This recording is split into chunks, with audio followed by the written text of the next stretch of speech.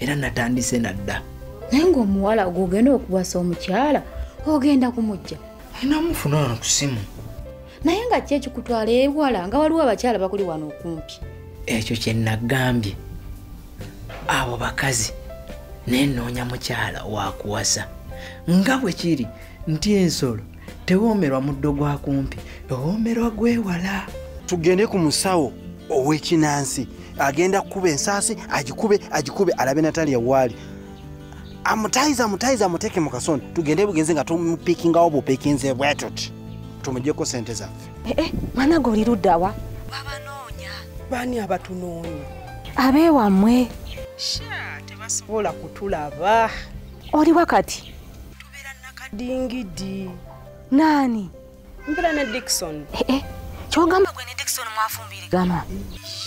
Twewasa naye twagalana. Bulijjo oli mubbi wa nkoko. Yansibako obusibi musango. Oba yakuwaayiriza naye mugguleko omusango omusibe. Nze namuloopa wa Katonda. Mukama yali munnamulira. Kaakati nno gwe yakava mu kkomera sigenda kubulira bibadde bindeese kankuma obuntu bulamu nja kudda olulala.